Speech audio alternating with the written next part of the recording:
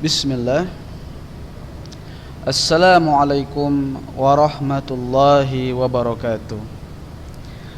Alhamdulillah, segala puji hanyalah milik Allah subhanahu wa ta'ala, yang dengan limpahan nikmat dan karunia-Nya kebaikan-kebaikan menjadi sempurna. Kita masih bisa bernafas, makan, minum, buang air besar, buang air kecil, organ tubuh kita berfungsi dengan baik. Ini semua karena nikmat dari Allah subhanahu wa ta'ala. Bayangkan bila satu nikmat saja dicabut oleh Allah. Misalnya nikmat buang air besar, yang mungkin anggapan kita itu jorok. Tapi seandainya satu nikmat itu dicabut oleh Allah subhanahu wa ta'ala, maka apa yang akan kita rasakan? Kesulitan. Bahkan ada sebagian manusia yang Allah cabut nikmat ini pada dirinya, akhirnya dia harus mengeluarkan puluhan bahkan ratusan juta untuk bisa buang air besar. Maka kita bersyukur kepada Allah atas segala nikmat-nikmat yang diberikan kepada kita. Kemudian salawat dan salam kepada Nabi kita, junjungan kita, teladan kita, dialah Muhammad sallallahu alaihi wasallam. Semoga dengan basahnya lisan kita, dengan ucapan salawat dan salam kepada beliau sallallahu alaihi wasallam, kita termasuk umat beliau yang mendapatkan syafaat pada hari kiamat nantinya. Juga salawat ini bersambung kepada keluarga beliau, istri-istri beliau, para sahabat beliau, dan yang mengikuti jejak langkah beliau sampai hari kiamat nantinya. Anak-anak Ustadz yang semoga senantiasa dirahmati oleh Allah subhanahu wa ta'ala. Barakallahu fikum ya tullabi. Semoga Allah memberkahi kalian, wahai murid-muridku. Kalian telah melewati masa ujian, dan ini masih pintu pertama. Masih banyak pintu-pintu ujian yang harus kalian lalui. Dan memang ilmu itu kuat, kokoh, nempel. Ini dengan diuji. Dengan diuji, ketahuanlah kadar kemampuan kita. Oleh karena itu nak, meskipun nanti ada di antara kalian yang nilainya tidaklah sesuai harapan, janganlah berputus asa. Tetaplah berjuang. Dan bagi anak-anak ustadz yang nilainya bagus, maka semoga Allah memberkahi usaha kalian. Bila kalian jujur, murni dari jawaban kalian sendiri, tidak melihat buku, tidak menyontek, atau tidak melakukan tindakan curang lainnya.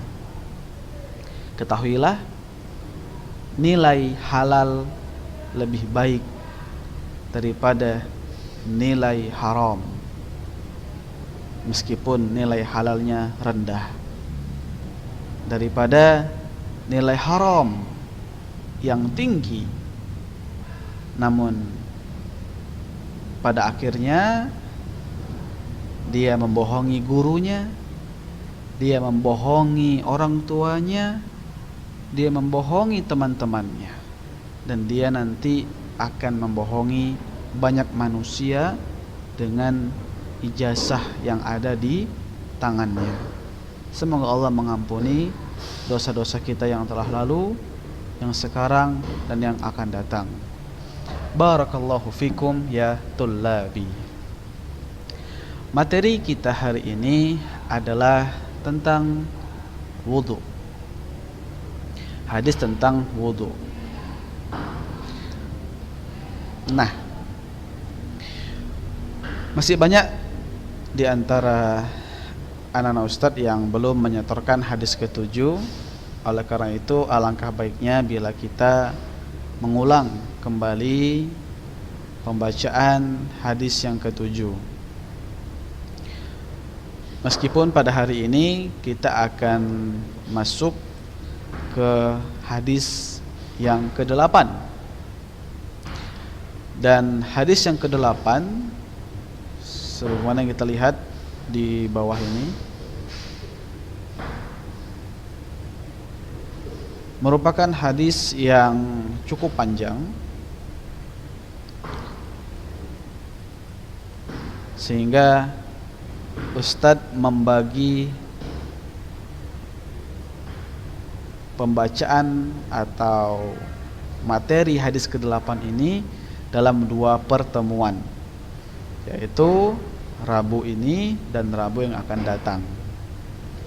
Dan penyetoran hadis ke-8 ini dilakukan di Rabu depan, yaitu di tanggal 13. Jadi untuk Rabu ini tidak ada tugas, kecuali bagi anak-anak ustadz yang belum menyetorkan hadis yang ke-7. Hadis yang ke-7 dan hadis yang ke-8 ini membicarakan tentang wudu. Hadis ke-7 dan ke-8 membahas tentang wudu. Oleh karena itu tidak ada salahnya bila Ustadz menampilkan kepada kalian video tentang wudu sesuai dengan sunnah atau petunjuk dari Nabi Shallallahu Alaihi Wasallam yang kali ini diperankan oleh Rafif Tuaisikal. Ini videonya.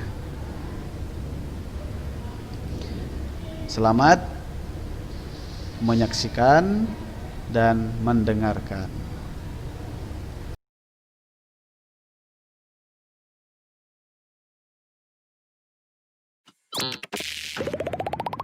Rafif, yes. Anak soleh bersama ayah bunda ke surga.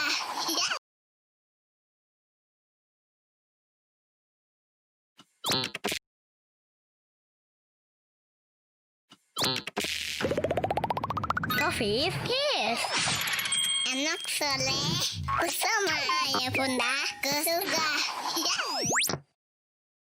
Assalamualaikum sahabat Rafif. Wudhu merupakan syarat sahnya sholat.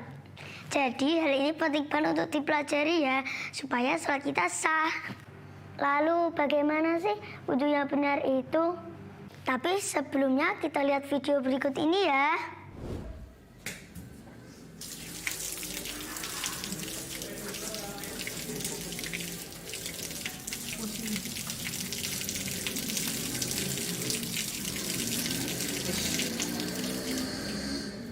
Nah, Sobat Rafif, apakah wudhu Sobat Rafif masih seperti itu? Jika iya, maka mari kita pelajari cara wudhu yang benar ya. Yang perlu kita perhatikan adalah 1. Menyalakan keran tidak perlu besar-besar airnya. Usahakan secukupnya saja. Sebab Rasulullah SAW melarang kita berbuat boros menggunakan air. 2. Berniat dalam hati untuk menghilangkan hadas. 3. Membaca bismillah. 4. Membasuh kedua telapak tangan sebanyak 3 kali. 5. Mengambil air dengan tangan kanan dan dimasukkan ke dalam mulut. Lalu dimasukkan ke dalam hidung sekaligus melalui 1 cidukan. Kemudian air dikeluarkan dengan tangan kiri Hal ini dilakukan sebanyak 3 kali. 6. Membasuh seluruh wajah sebanyak 3 kali. 7. Membasuh tangan kanan kemudian kiri hingga siku sebanyak 3 kali. Jangan lupakan siku ya. 8. Membasuh kepala 1 kali termasuk dalamnya telinga.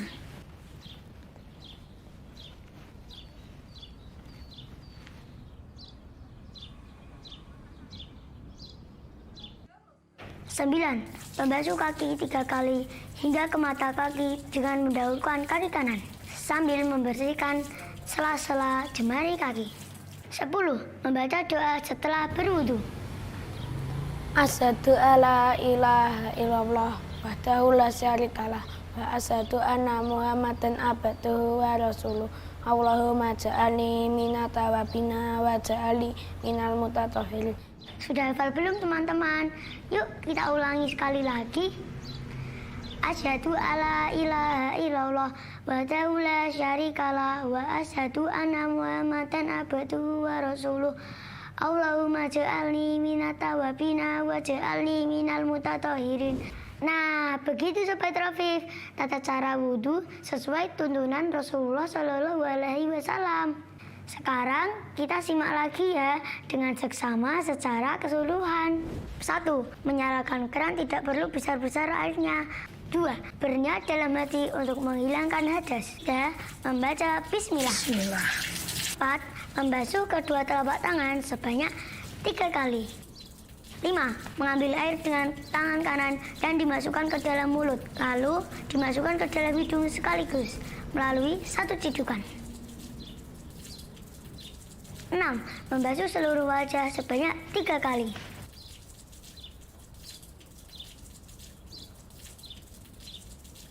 7. Membasuh tangan kanan kemudian kiri hingga siku sebanyak 3 kali. Jangan lupakan siku ya.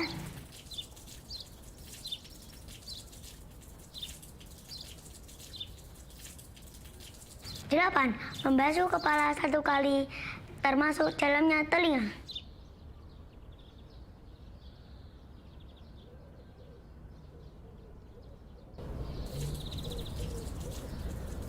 9. Membasuh kaki 3 kali hingga ke mata kaki dengan mendahulukan kaki kanan sambil membersihkan sela-sela jemari kaki.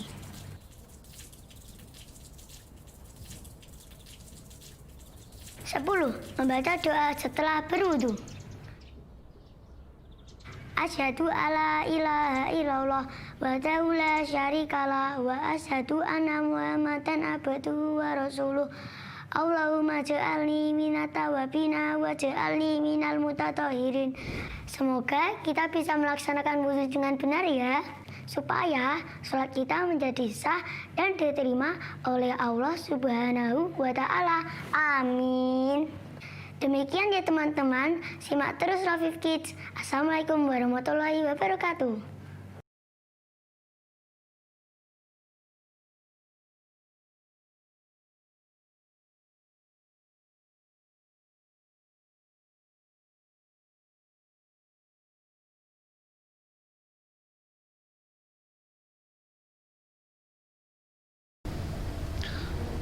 Tayyib, alhamdulillah. Anak Ustadz sudah menyaksikan ya video yang diperankan oleh Rafif Toisikal. Semoga Allah memberkahi usaha dia untuk berbagi ilmu kepada anak-anak seusianya dan juga bisa diambil manfaat ya oleh orang-orang yang mungkin usianya lebih di atas Rafif. Nah, kali ini kita akan membacakan ya hadis yang ke-7 terlebih dahulu. An Humran Maula Utsman bin Affan radhiyallahu anhuma annahu ra'a Utsman da'a biwudu'in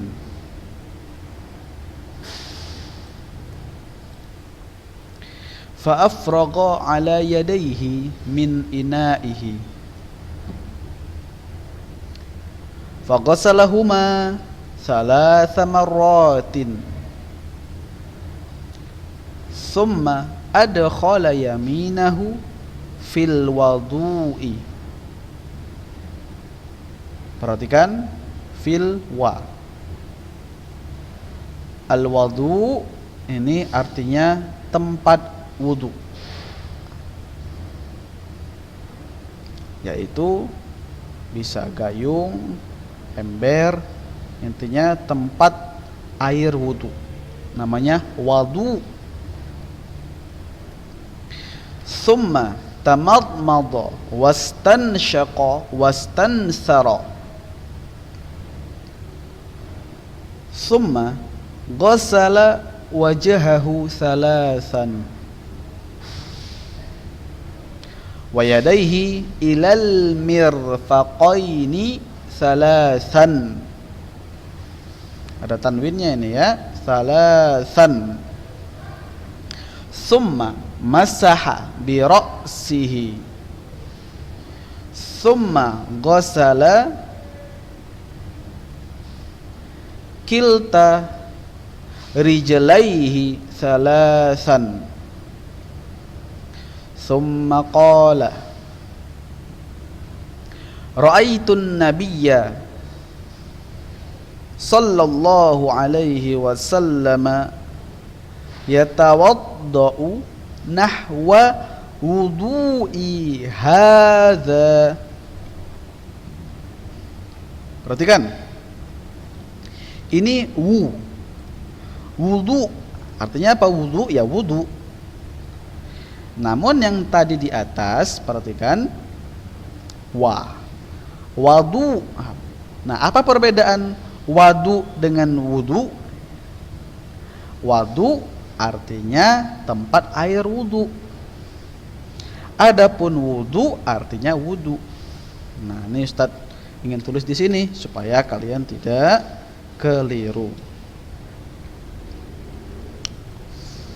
Nah, jadi al-wudu kan? Nah, kalau dia pakai pakai fathah ya, al-wa. Kalau dia al-wudu, nah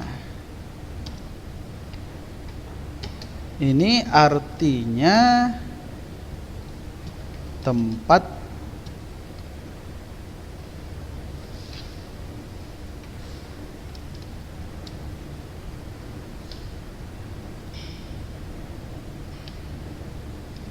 ini artinya tempat air wudu. Tuh dia. Adapun kalau al-wudu ya, ini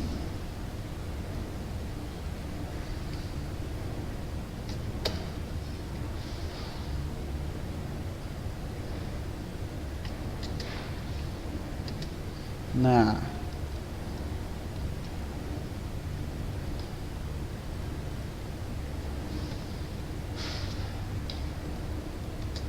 ini artinya berwudu.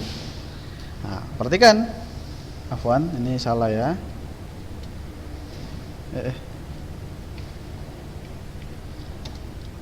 Nah, nih, perhatikan. Wu sama wa. Nah, wu sama wa. Nah, ini berbeda. Nah, kalau al-wudu artinya tempat air wudu. Kalau al-wudu artinya apa? Berwudu. Nah, jadi di sini ra'aitun nabiyya sallallahu alaihi wasallam yatawaddau nahwa wudu'i hadza. Kemudian hadza, perhatikan di sini. Hadza ini kan harokatnya pendek ya.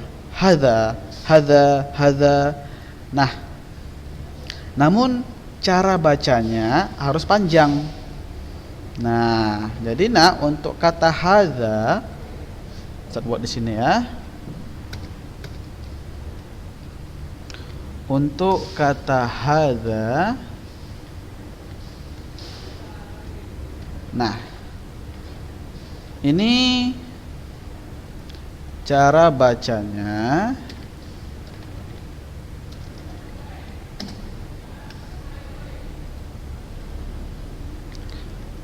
hada.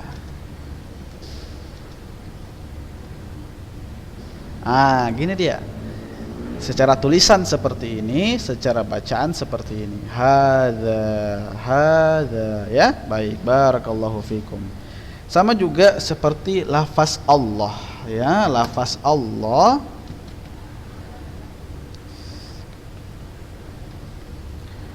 Allah, ya.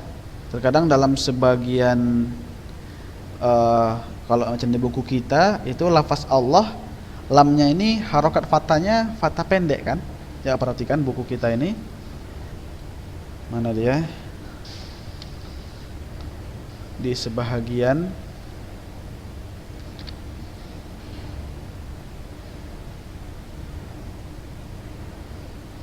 ini dia, contohnya di hadis yang kelima. Ini ya, perhatikan. Ini Allah pendek, fathahnya. Namun sebenarnya cara bacanya harus panjang seperti ini. Allah, ya, seperti ini. Cara bacanya harus panjang.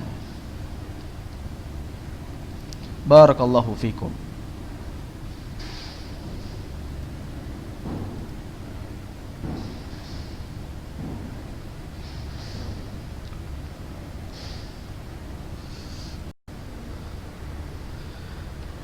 Taib. Jadi ini berkaitan dengan lafaz Allah. Meskipun pada sebagian teks lamnya pendek, namun tetap dibaca panjang. Barakallahu fikum. Ustaz rahimani wa rahimakumullahu jami'an.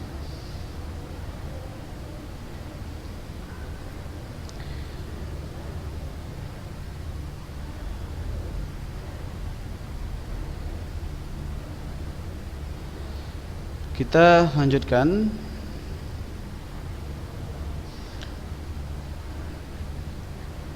Di hadis yang ketujuh tadi ya. Jadi man tawadda'a nahwa wudu'i hadza thumma shalla rak'ataini la yuhaddisu fihima nafsahu ghufira lahu ma taqaddama min dhanbihi. Rawahul Bukhari wa Muslim. Dan sekarang kita masuk ke hadis yang ke-8. Kita baca 6 baris, 1 2 3 4 5 6. Dengarkan baik-baik bacaan Ustaz ya. Dan memang sebenarnya nak ya, syarat menghafal ya. Syarat menghafal yaitu bacaan telah baik, telah bagus. Ini dia. Syarat menghafal, bacaan telah bagus.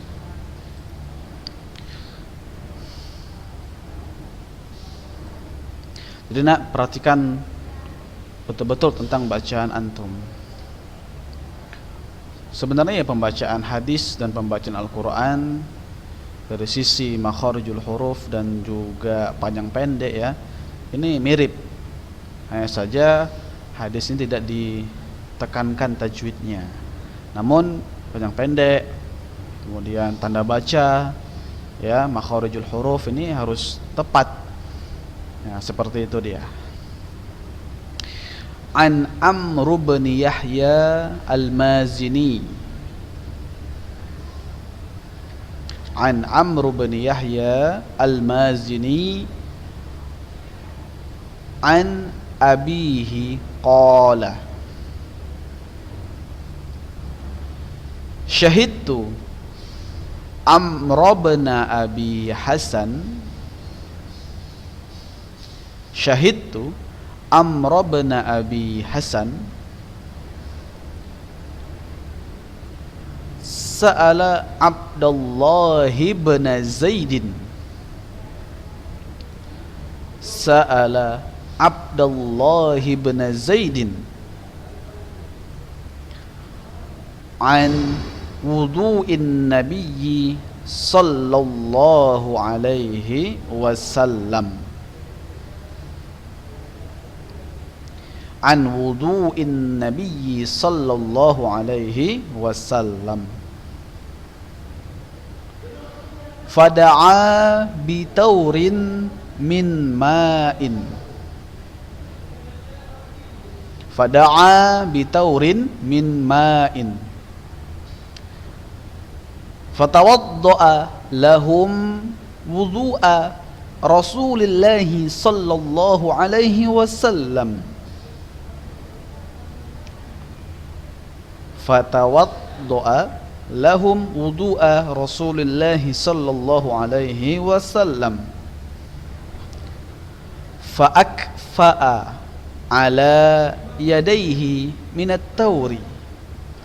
Fa'akfa'a ala yadayhi minat tawri.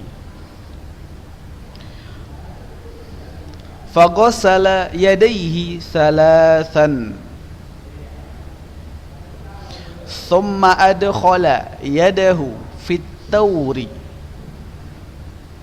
Thumma adkhala yadahu fit tawri. Famadmada wastanshaqa wastansara thalathan bithalasi ghorfatin. Titik. Jadi untuk materi pertemuan kali ini, ya, ini kita cukupkan sampai penggalan salasan bisalasi ghorfatin. Dan di Rabu depan insyaallah taala akan kita lanjutkan potongan berikutnya sampai akhir.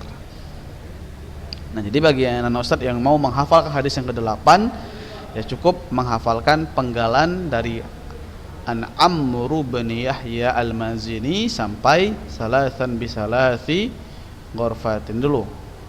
Pekan depan kita lanjutkan, baru setor ke ustadz. Nah, barakallahu fikum. Kita ulangi sekali lagi. An Amru bin Yahya Al-Mazini an abihi qala syahidtu Amr bin Abi Hasan sa'ala Abdullah bin Zaid an wudu'in nabiyyi sallallahu alaihi wasallam fada'a bitaurin min ma'in fatawadda'a lahum wudu'a Rasulillahi sallallahu alaihi wasallam fa'akfa'a ala yadayhi minat tawri faghasala yadayhi thalathan thumma adkhala yadahu fit tawri famadmada wastanshaqa wastansara thalathan bithalasi ghorfatin. Naam. Dan metode menghafal yang telah Ustaz bagikan kepada kalian, nah ini tolong diterapkan, dipraktekkan agar apa? Agar berhasil. Jadi kalian tidak perlu menggunakan metode-metode yang lain. Cukup menggunakan metode yang Ustaz berikan. Insya Allah bila antum mau punya keinginan untuk menghafalkan hadis Nabi Sallallahu Alaihi Wasallam dan menggunakan metode yang Ustaz bagikan, antum bisa. Dan banyak yang bisa. Kalau antum hebat-hebat bisa menghafal, ya selain dengan pertolongan Allah, ya juga atas kemauan dan metode yang benar. Jadi gunakanlah metode maju mundur, ya seperti itu. Dan juga kembali Ustaz ingatkan, perhatikan betul-betul tanda bacanya, makharijul hurufnya, ya. Nah seperti itu. agar kalian semakin mampu dan semakin berprestasi di dalam menghafalkan hadis mulia Rasul kita utusan Allah Muhammad bin Abdullah sallallahu alaihi wasallam. Dan hadis ke-8 ini masih tentang wudu, dan insyaallah penjelasan lebih rincinya hadis ke-8 ini akan Ustaz sampaikan di pertemuan yang akan datang. Mohon maaf atas segala kekurangannya. Mohon dipersiapkan hafalannya, terutama bagi yang belum menyetorkan hadis yang ke-7, ditunggu setorannya. Hadis yang sudah menyetorkan hadis ke-7, Ustaz ucapkan terima kasih atas waktunya, atas kesungguhannya, dan persiapkan hadis yang ke-8. Naam, barakallahu fikum. Wassallallahu nabiyina Muhammad wa ala alihi wa ashabihi ajma'in, wa akhiru da'wana alhamdulillahi rabbil alamin. Wassalamualaikum warahmatullahi wabarakatuh.